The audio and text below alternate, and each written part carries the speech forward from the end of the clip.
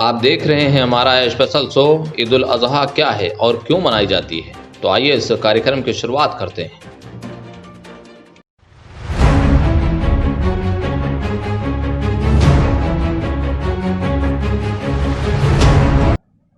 عید الاضحیٰ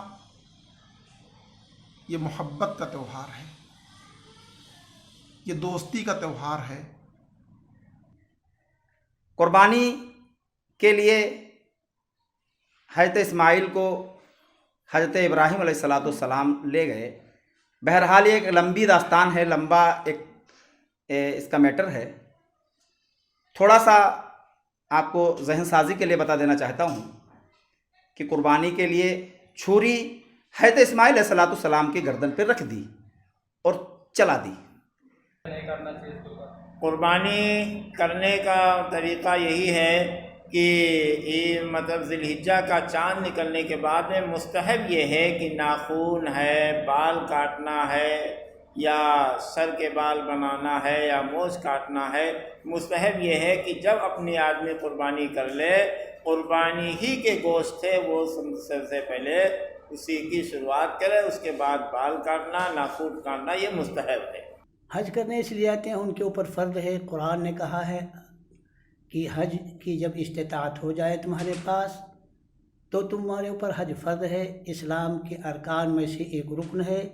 جو لوگ جن کو استطاعت ہو گئی ہے اگر وہ نہ جائیں تو سخت گنہگار ہوں گے۔ وہ قربانی ان لوگوں پر واجب ہے جن کے اوپر زکوٰۃ واجب۔ نمسکار، میں نفیس احمد اور آپ دیکھ رہے ہیں نیوز 9 لائیو ٹی وی۔ آج ہم بات کریں گے عید الاضحیٰ کی، جسے ہر مسلم کو جاننا بے حد ضروری ہے کہ آخر عید الاضحیٰ ہے کیا اور مسلم سمودائے کے لوگ اسے کیوں مناتے ہیں، جسے لے کر نیوز 9 لائیو ٹی وی کی ٹیم نے سیتا پور کے تمبور قصبے میں جا کر وہاں کے کچھ علماء سے بات کی ہے۔ آئیے آپ کو ایک ایک کر باری باری سے سنواتے ہیں، تو سنیے۔ عید الاضحیٰ کیوں منائی جاتی ہے اور اس کا مہتو کیا ہے؟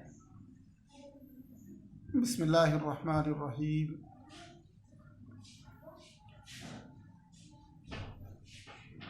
نیوز 9 لائیو ٹی وی کے اس چینل سے اکثر تہواروں کے موقع سے کچھ گفتگو کرنے کا موقع ملتا ہے۔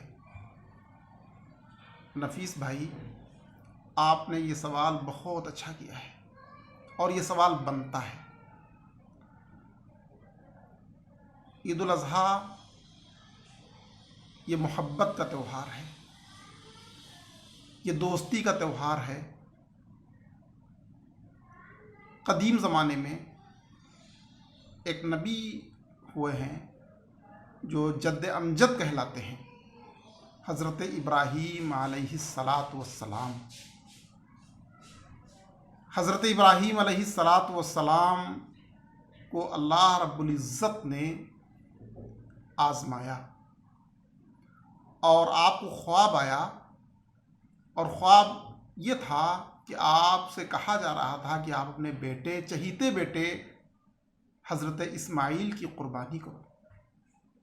حضرت ابراہیم نے خواب دیکھا اور خواب دیکھتے ہی اپنے بیٹے، ہونہار بیٹے اسماعیل سے ذکر کیا کہ بیٹا میں نے ایسا خواب دیکھا ہے۔ اس لائق بیٹے نے کہا کہ ابو جان، آپ کو جو حکم دیا جا رہا ہے اس حکم کی آپ تعمیل کر دیجئے، اس کو کر ڈالیے۔ چنانچہ بات طویل ہو جائے گی، حضرت ابراہیم نے اپنے بیٹے کو لے کر کے ایک مقام پر پہنچے اور وہاں قربانی کے لیے تیار ہو گئے۔ بیٹے نے کہا باپ سے کہ ابو جان اپنے آنکھوں پہ پٹی باندھ دیجئے، کہیں محبت نہ جوش مار جائے۔ حضرت ابراہیم نے آنکھوں پہ پٹی باندھی۔ یہ قربانی اللہ کو بہت پسند آئی، اللہ کو بہت پسند آئی۔ اللہ رب العزت نے بیٹے کی قربانی نہ لے کر کے جنت سے ایک دمبا بھیج دیا اور وہ قربان ہو گیا۔ یہ قربانی اللہ کو بہت پسند آئی۔ اللہ کے رسول صلی اللہ علیہ وسلم جب نبی مبعوث ہوئے اور آپ نے اصحاب سے کہا کہ قربانی کیجیے، تو اصحاب نے سوال کیا کہ اے اللہ کے رسول، یہ قربانی کیا چیز ہے؟ تو تو آپ نے فرمایا کہ ہادہی سنت ابیکم ابراہیم، یہ تمہارے جد امجد حضرت ابراہیم کی سنت ہے۔ اصحاب نے سوال کیا کہ اس سے ہمیں کیا ملے گا؟ تو آپ نے فرمایا بکل شعر حسنۃ، ہر بال کے بدلے ایک نیکی ملے گی۔ اصحاب نے پھر سوال کیا، کہا اگر دمبا ہے تو کہا ہر اون کے بدلے ایک نیکی ملے گی۔ اور آپ نے فرمایا کہ سمنوا ضحایاکم فإنہا علی الصراط مطایاکم، اپنی قربانیوں کو موٹا کیا کرو، یہ پلسرات پر تمہاری سواریاں بنیں گی۔ اللہ کے رسول صلی اللہ علیہ وسلم پوری زندگی آپ نے 2 قربانیاں کی، ایک تو آپ پوری امت کی طرف سے قربانی کیا کرتے تھے اور ایک اپنے عیال کی طرف سے قربانی کیا کرتے تھے۔ قربانی کے ایام میں، عید قربا کے 10 دنوں کے ایام میں جو کرنے کے کام ہیں ان میں عبادت، تلاوت، دعا، اور آپ نے فرمایا کہ ان ایام میں، قربانی کے ایام میں، قربانی سے بہتر کوئی عمل نہیں ہے۔ یہ ہے قربانی اور قربانی کا اصل مقصد۔ دیش بھر میں پھیلی کورونا مہاماری کے کارن اب یو پی میں ہر ہفتے میں 2 دن لاک ڈاؤن رہے گا، اور اسی لاک ڈاؤن کی استھتی میں عید الاضحیٰ پڑ رہی ہے، یعنی کہ شنیوار کو، تو اس کو لوگ کس پرکار سے منائیں؟ دیکھیے، قربانی اور بیماری، یہ بیماری ایسی ہے جو عالمی وبا کے روپ میں پوری دنیا میں پھیلی ہوئی ہے۔ یہ ایسی خطرناک اور مہلک بیماری ہے جو متعدی ہے، سانسوں سے ہوتی ہے، ٹچنگ سے ہوتی ہے، ایک دوسرے کے رابطے میں آنے سے ہوتی ہے۔ یہ بیماری بہت ہی خطرناک ہے، اور اسلام ایسا مذہب ہے کہ لوگوں کی زندگیوں کو جوخم میں نہیں ڈالتا ہے۔ لوگوں کی جو زندگیاں ہیں ان زندگیوں کو بہت احترام دیتا ہے۔ لوگ بیمار ہو جائیں، اسلام بالکل اس کو نہیں چاہتا ہے۔ جو حکومت کی طرف سے پالیسی بنائی گئی ہے وہ پالیسی بالکل ٹھیک ہے، سوشل ڈسٹنسنگ کا پورا خیال کرتے ہوئے کم سے کم لوگ عیدگاہ میں نماز ادا کریں اور اپنی قربانیوں کو انجام دیں۔ بھیڑ لگانے کی کوئی ضرورت نہیں ہے، تہوار بھی ادا ہو جائے اور سوشل ڈسٹنسنگ کا معاملہ بھی ٹھیک رہے اور بیماریوں سے لوگ محفوظ بھی رہیں۔ عید الاضحیٰ کے موقع پر لوگ قربانیاں کیوں کرتے ہیں اور حج کیوں کرتے ہیں؟ بسم اللہ الرحمن الرحیم۔ یہ جو آپ کا سوال ہے کہ عید الاضحیٰ کے موقع پر لوگ قربانی کیوں کرتے ہیں اور حج کیوں کرتے ہیں، یہ 2 الگ الگ سوال ہیں اور الگ الگ اس کے دونوں جواب ہیں۔ قربانی حضرت ابراہیم علیہ السلام نے اپنے خواب میں دیکھا کہ میں قربانی کر رہا ہوں، یہاں تک کہ کئی بار خواب دیکھتے رہے اور یہ خواب دیکھا کہ ہم اپنے بیٹے لختہ جگر کی قربانی کر رہے ہیں۔ حضرت ابراہیم علیہ السلام نے جب اپنے بیٹے حضرت اسماعیل سے پوچھا کہ اے میرے بیٹے، میں نے خواب میں دیکھا ہے کہ میں تیری قربانی کر رہا ہوں، تمہاری اس میں کیا رائے ہے؟ قربان جائیں ہم ایسے لختہ جگر پر، ایسے بیٹے پر، اپنے والد محترم کے ایسے سوال پر۔ اسماعیل علیہ السلام نے فرمایا کہ اگر اللہ نے تمہیں خواب میں دکھایا ہے کہ قربانی اللہ کو منظور ہے تو ایسا کر گزریے۔ اور بیٹا اس بات پر راضی ہو گیا کہ ہم اللہ کی راہ میں قربان ہو جائیں۔ قربانی کے لیے حضرت اسماعیل کو حضرت ابراہیم علیہ السلام لے گئے۔ بہرحال یہ ایک لمبی داستان ہے، لمبا ایک اس کا میٹر ہے۔ تھوڑا سا آپ کو ذہن سازی کے لیے بتا دینا چاہتا ہوں کہ قربانی کے لیے چھری حضرت اسماعیل علیہ السلام کی گردن پہ رکھ دی اور چلا دی۔ اللہ تبارک و تعالیٰ کو یہ منظور تھا کہ دیکھیں ہمارا نبی ہماری بات پر 100% نمبر لائے گا یا اپنے بیٹے کی محبت میں بات سے مکر جائے گا۔ حضرت ابراہیم علیہ السلام نے اپنے بیٹے حضرت اسماعیل کے اوپر چھری رکھ دی۔ اللہ کو یہ ادا پسند آئی اور ایک جنت سے دمبا آیا، اس کو حضرت ابراہیم علیہ السلام نے حلال کر دیا۔ جب دیکھا کہ جنت سے دمبا آیا ہوا ہے اور حضرت اسماعیل علیہ السلام دور کھڑے ہیں یہ اللہ کو ادا پسند آئی اور یہ حکم فرمایا کہ آنے والے قیامت تک کے مسلمانوں کے لیے قربانی کرانا چاہیے۔ اب آیا دیکھا یہ جائے کہ قربانی کیسے جانور کی ہونی چاہیے۔ قربانی کے لیے بتایا گیا ہے کہ اپنا پالتو جانور ہو، اس کو خوب ہلایا جائے، خوب موٹا اور فربا کیا جائے، ایسے جانور کی قربانی اللہ کو منظور ہے۔ حج کی، حج تو صاحب نصاب کے اوپر فرض ہے۔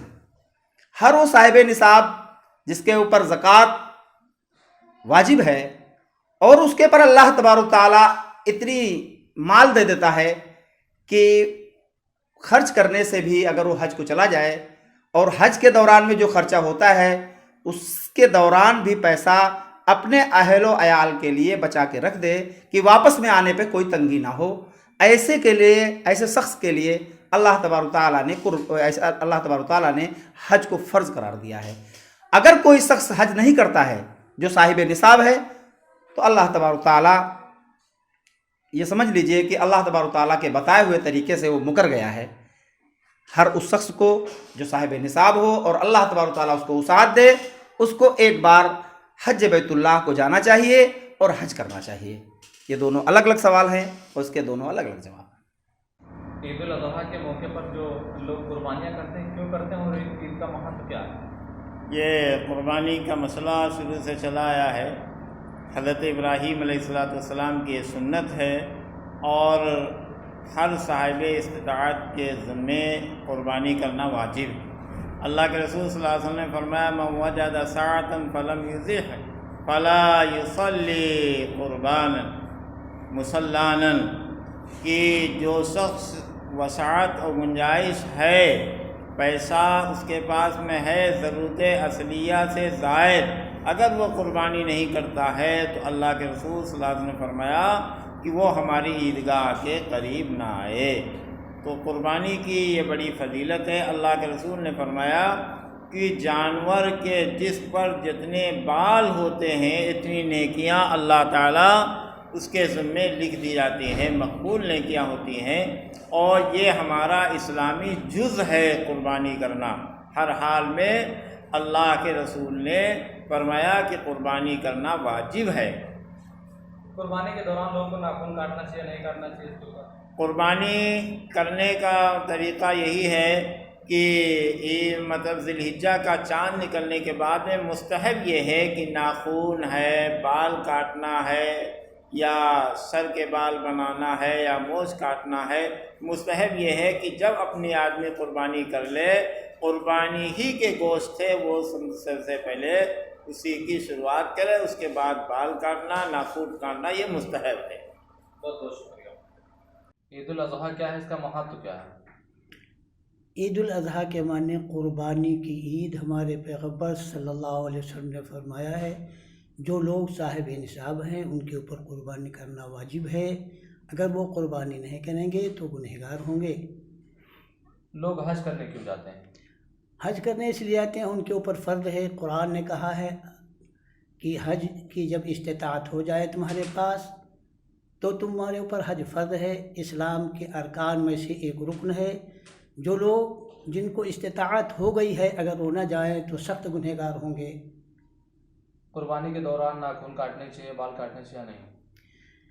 قربانی کے درمیان جن لوگوں کے جو لوگ قربانی کرائیں ان کے لیے مستحب یہ ہے کہ وہ پہلی تاریخ سے وہ بال اور ناخن نہ کاٹیں، یہ مستحب ہے، اور ان کے اتباع میں اگر دوسرے لوگ بھی نہ کاٹیں تو کوئی حرج نہیں ہے۔ اگر قربانی والے بھی اگر کاٹ لیں تو مستحب ہے، ثواب ملے گا، اور اگر کاٹ لیں بال تو گناہ نہیں ہوگا۔ شکریہ۔ قربانیاں کن لوگوں پر واجب ہیں؟ بسم اللہ الرحمن الرحیم۔ قربانی